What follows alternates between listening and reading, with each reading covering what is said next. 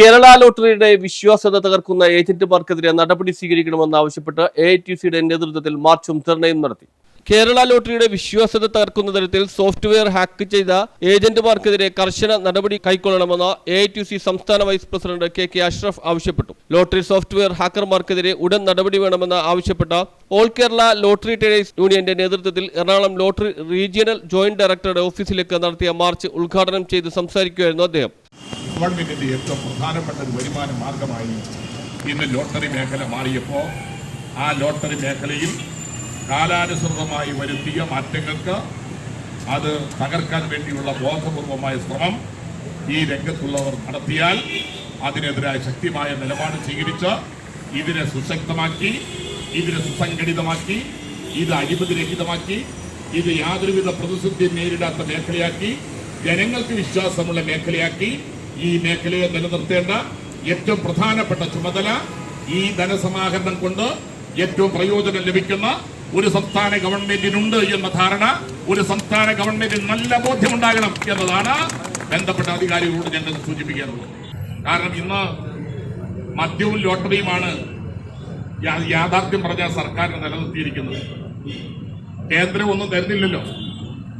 അപ്പൊ ഇപ്പൊ ധനസമാഹരണം എന്ന് പറയുന്നത് ഇനി മദ്യത്തിന്റെ വില വർദ്ധിപ്പിച്ചും ലോട്ടറിയുടെ വില വർദ്ധിപ്പിച്ചും ധനസമാഹരണം ഉണ്ടാക്കണം എന്ന രൂപത്തിലേക്ക് ഭരണാധികാരിയുടെ ചിന്ത മാറേണ്ടി വരുന്ന അപകടകരമായ സ്ഥിതി ഇന്ന് കേരളത്തിലുണ്ട്. അതാണ് ഇതിന്റെ ഏറ്റവും വലിയ ധനാഗമ മാർഗം. ഇപ്പൊ നിൽക്കുന്ന ഏറ്റവും പ്രധാനപ്പെട്ട വിഷയം അവിടെയാണ്. മദ്യത്തിന് 10 രൂപ കൂടിയത് കരുതി ആരെങ്കിലും വാങ്ങി കഴിക്കാതിരിക്കുക? കൈയും കാലും വേറെ നിൽക്കില്ലല്ലോ. അപ്പൊ സ്വാഭാവികമായി ആളുകൾ കഴിച്ചു പോകും.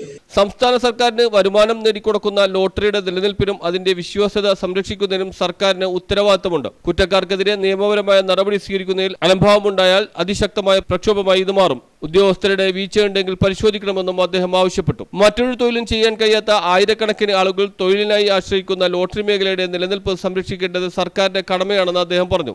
യൂണിയൻ ജില്ലാ പ്രസിഡന്റ് ഷാജി ഇടപ്പള്ളി അധ്യക്ഷത വഹിച്ചു. AITC ജില്ലാ സെക്രട്ടറി KN ഗോപി, യൂണിയൻ സംസ്ഥാന ജനറൽ സെക്രട്ടറി V ബാലൻ, സംസ്ഥാന വർക്കിംഗ് പ്രസിഡന്റ് PM ജമാൽ, ജില്ലാ സെക്രട്ടറി ബാബു കടമക്കുടി, എറണാകുളം മേഖലാ സെക്രട്ടറി ജോസ് മാമല എന്നിവർ പ്രസംഗിച്ചു. സംസ്ഥാന ഭാരവാഹികളായ മധുസൂദനൻ നമ്പ്യാർ, TS ബാബു, ഷിബു പോൾ, വിജീഷ് കുനിയിൽ, അമ്മു S ബാബു എന്നിവർ സന്നിഹിതരായിരുന്നു.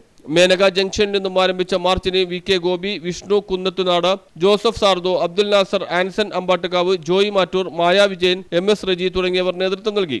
ഹാക്കിംഗ് കേസ് വിജിലൻസ് അന്വേഷിക്കുക, കൂടുതൽ സെയിം നമ്പർ ടിക്കറ്റുകൾ വിൽക്കുന്നവർക്കെതിരെ നടപടിയെടുക്കുക, ഇതര സംസ്ഥാനങ്ങളിലേക്കും നവമാധ്യമങ്ങൾ വഴിയുള്ള ലോട്ടറി വിൽപ്പനയ്ക്കെതിരെ നടപടിയെടുക്കണമെന്നും സമരക്കാർ ആവശ്യപ്പെട്ടു. News bureau, Ernakulam.